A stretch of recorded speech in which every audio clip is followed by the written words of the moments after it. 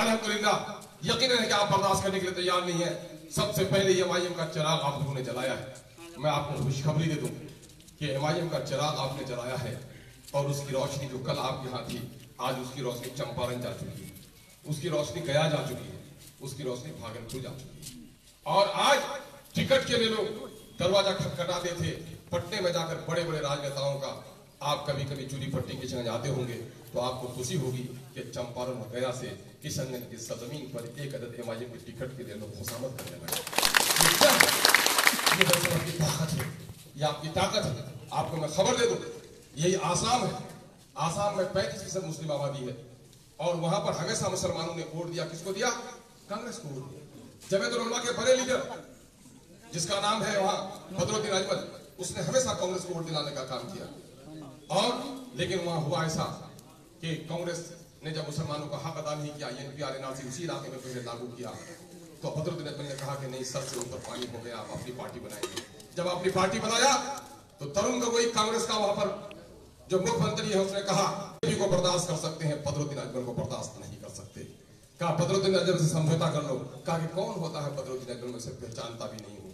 लेकिन देखिए अल्लाह का शुक्र हुआ कि बदरुद्दीन अजमल के लोगों ने जब ये कहा कि मेरे लोगों को तुम नहीं पहचानते हो तो हम तुम्हारी भी पहचान मिटा देंगे।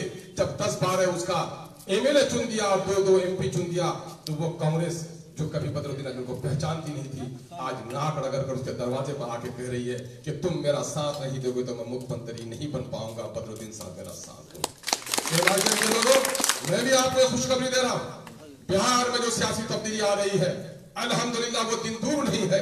अगर हमारे नौजवानों ने जिस जोश और जज्बे से एमआईएम के झंडे को थामा है और जो आवाज किशनगंज से उठी थी वो आज पूरे बिहार में फैली है, और अगर लोगों ने ईमानदारी से इसको लब्बैक कहा, तो पटना में बैठे हुए तमाम तर उन बड़े लोगों को जो हमारी तकदीर का फैसला करता है, वो हमारी तकदीर का फैसला नहीं करेगा, बल्कि उनके दफ्तर के तकदीर का फैसला एमआईएम करेगी, जरूर करेगी। ये चंद बातें थी जो जरूरी तौर पर हमको आपके पास रखनी थी। मेरा मसला ये था कि पार्टी ने फैसला किया कि साहब हम 100 सीटों पर इलेक्शन लड़ेंगे। उसके लिए कटिहार में जलसा होना था, उसके लिए भागलपुर में जलसा होना था अवैसी साहब का, उसके लिए अवैसी साहब का जलसा दरभंगा में, चंपारण में, गया में और पटने में होना था। इत्तेफाक से कोविड जो सेहत से ज्यादा सियासी कोविड है, उसने हमारे मंसूबे पर पानी फेर दिया। ताहम बिहार के बहुत सारे जिलों में हमारा संगठन बन चुका है, अभी भी सीट तय नहीं हुई है। तो जिसकी वजह से मुझे कह दिया गया कि साहब आपको इलेक्शन नहीं लड़ना है, तो मैं समझ रहा था कि मुझे कोचाधामन में कुछ ना कुछ तो सबील पैदा करनी पड़ेगी। और कोचाधामन में भाई जनाब इजहार एसपी साहब, जो पिछले दिनों से भी जब हम राजद का भी एमएलए ले रहे थे, उसने हमारे लिए कुर्बानी दी थी, और एमपी के इलेक्शन में भी उसने हमारा साथ दिया। और आज अल्हम्दुलिल्लाह मैं उसकी तारीफ करता हूं कि दूसरी जगह का उम्मीदवार कहता है कि हमको टिकट मिल गया, हम लड़ेंगे, लेकिन अब तक जो हमारी खबर मिली है कि जहां भी इजहार एसपी साहब गए हैं वो कहे हैं कि मैं पार्टी के लिए काम करता हूं, पार्टी अगर टिकट देगी तो इलेक्शन लड़ूंगा, और वही पार्टी टिकट नहीं देगी, जिसको पार्टी टिकट देगी तो मैं उसका साथ दूंगा। यानी आज भी गोया इजहार एसपी साहब ने अपनी संजीदगी का सबूत दिया है कि हम पार्टी के फैसले के साथ हैं, हम उसके इस फैसले की कदर करते हैं। मैं कोई कदम उठाऊं उससे पहले आपका मशवरा लाजिम है। अगर मैं कोई फैसला सुना दूं, उसके बाद आपको कहता है कि ये फैसला है, तो आप कहेगा अच्छा सब कुछ कर लिए हैं, तब हमको कहने के लिए आए। पार्टी का डंका बजाना था, ढोल लेके निकलना था, वो आदमी निकला। अगर 4 आदमी निकलता तो 4 आदमी के दरमियान हम लोग तजवीज करते, है ना। जिस तरह से अमोर में भी हमारा निकला हुआ है 8 आदमी 10 आदमी, लेकिन अल्हम्दुलिल्लाह सबको ये कहता है कि भाई हम पार्टी से के अंदर से लड़ रहे हैं, पार्टी जो फैसला करेगी हम मानेंगे। 32 तो मेरे चलिए अल्हम्दुलिल्लाह, लेकिन वहां के भी कैंडिडेट का मामला है। बहादुरगंज में 10 है लगभग, ठाकुरगंज में भी 8 है। तो पहला जो महाजन साहब की बड़ी बेटी थी काली, उसको दूल्हा ही नहीं मिलता। आज दूसरी बेटी जो है तो उसके लिए 7 दूल्हा हुआ है। तो ये तो खुशखबरी की बात है ना भाई, है ना। वही अमोर जहां हम लोग को एक कैंडिडेट नहीं मिल रहा था, आज वहां पर 12, 15, 16 कैंडिडेट है ना। बहादुरगंज में जो कोई खड़ा होने के लिए तैयार नहीं था, आज 10 कैंडिडेट है। इसके माने ये हैं कि एमआईएम के ताल्लुक से हमारे नौजवानों का नहीं बल्कि हमारे बूढ़ों का भी एतमाद बदला है। और ये 5 अगस्त को जो कांग्रेस का असली चेहरा सामने में आया है, तो लोग कहने लगा है कि इस कांग्रेस ने भी हमको बड़ा धोखा दिया है। और एक आखिर बात मैं बात कहूंगा कि पटने में पूर्णिया में एक तकरीर हुई वामन मिश्राम साहब, तो उसने कहा कि देखो कांग्रेस और बीजेपी में क्या फर्क है लोगों, तो लोगों ने कुछ बात कहा कि देखो हम बताते हैं दो फर्क है।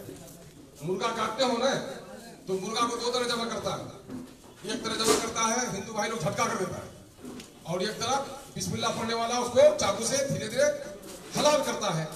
तो बीजेपी वाला झटका से मार देता है और कांग्रेस वाला कहता है मौलवी साहब चाकू तेजे पानी वानी पी लीजिए, और काटता है फिर मौलवी तरफ का तो कहता है कि साहब कोई परेशानी तो नहीं हो रही, तो चाकू बदलते हैं।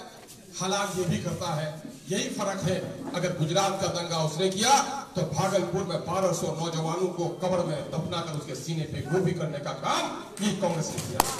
हमारे बच्चों को याद नहीं है, हम लोग 87 में बीए में पढ़ते थे, हंडन नदी के किनारे मेरठ में मुसलमानों के मोहल्ले से लेकर गया और मुस्लिम नौजवानों को अगर खड़े हो जाओ लाइन पर, और लाइन पर खड़ा हो गया तो वहीं AK-47 सबके सीने में धार दिया और उसमें से लगभग 45 आदमी मर गया, 2 आदमी या 3 आदमी जंगल पकड़कर कुछ बचा। तब उसने जाकर गवाही दी, जो लोग मेरठ में रहे होंगे उसको मालूम होगा, यही है कांग्रेस। और फिर कहा कि जदयू क्या है, तो जदयू के बारे में हम लोग बता रहे हैं कि जदयू तीसरा तर्क अपनाती है। वो क्या अपनाती है कि वो बज़ाहिर आपको शरबत पिलाती है, मौलवी साहब मदरसा खुलवा रहे हैं, लेकिन उस शरबत में जहर मिला देती है ताकि ये मर भी जाए और हम पर इल्जाम भी नहीं लगे पाए। अभी पता है आपको, जो लोग मैट्रिक पास किए रहो साहब, आप लोग उस जमाने में साइंस ज्योग्राफिया की किताब उर्दू पढ़े थे, हम लोग पढ़े थे। 1980 के बाद हमारे बच्चे उर्दू के अलावा दूसरी किताब उर्दू में नहीं पढ़ पाए। कल हम लोगों ने प्रेस कॉन्फ्रेंस किया है और वहां यह बताया है कि भारत के आईन के दफा 350A के मुताबिक स्टेट की यह जिम्मेदारी है कि वो शहरियों के बच्चों की बुनियादी तालीम मादरी जबान में दे, यानी सारी किताबें मादरी जबान में पढ़ाए। लेकिन मादरी जबान में सारी किताबों के पढ़ाने का बात तो छोड़िए, आज अब उर्दू पर भी मैट्रिक में उर्दू को ऑप्शनल कर दिया गया, MIM के हस्ते हटा दिया गया। मेरे गयूर भाइयों, दलितों और अक़लियतों की दुश्मन ये सरकार, अगर आपका बेटा उर्दू नहीं पढ़ेगा तो आपका बेटा इंजीनियर और डॉक्टर बन सकता है, आपके कब्र में फातिहा पढ़ने के भी लायक नहीं रहेगा। ये एक साजिश है जो यहाँ पर रची जाती है। और गाड़ी में उर्दू का नाम और चादर के नीचे उर्दू के कत्ल की तलवार, ऐसे कातिलों को पहचानना पड़ेगा।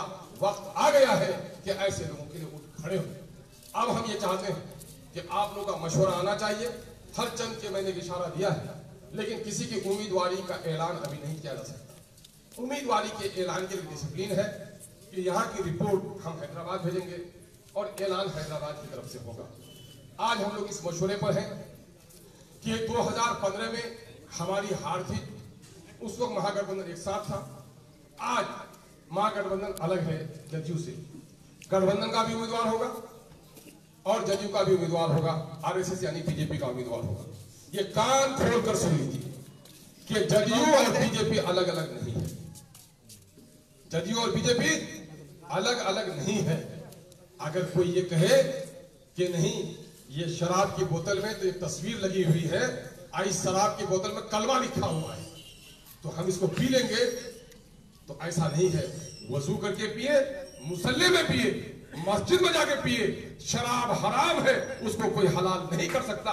बल्कि जो आदमी मकान बदल के पीता जाएगा वो पिएगा, हराम है। मस्जिद में पिएगा तो और गुनाह, और जाके काबा बैतुल्लाह में जाके पिए तो और गुनाह।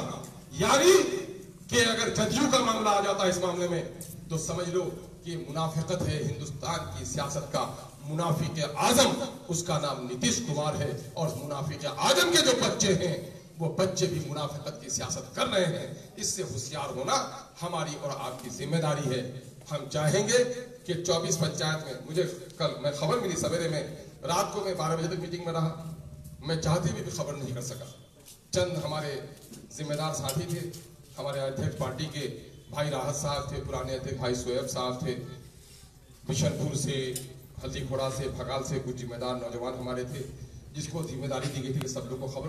बाबू इधर आ जाइए, कुर्सियां इधर है, इधर आ जाइए। तो ये सारी बातें हमने तमहीद के तौर पर कही है। मैं अपने बाड़ी की गोया गुफ्तगू कर चुका हूँ। लास्ट में अगर आपकी इजाजत होगी तो मैं 5-7 मिनट के लिए गुफ्तगू करूंगा। अब हम नाजिम साहब से चाहेंगे कि इस रोशनी में कि हम 15 में कहा थे, आज 2020 में हमारी ताकत क्या है, हमारे सामने में कैसे चैलेंजेस हैं, हम कैसे अपनी जीत को यकीनी बना सकते हैं, उस सिलसिले में मशवरा दीजिए। और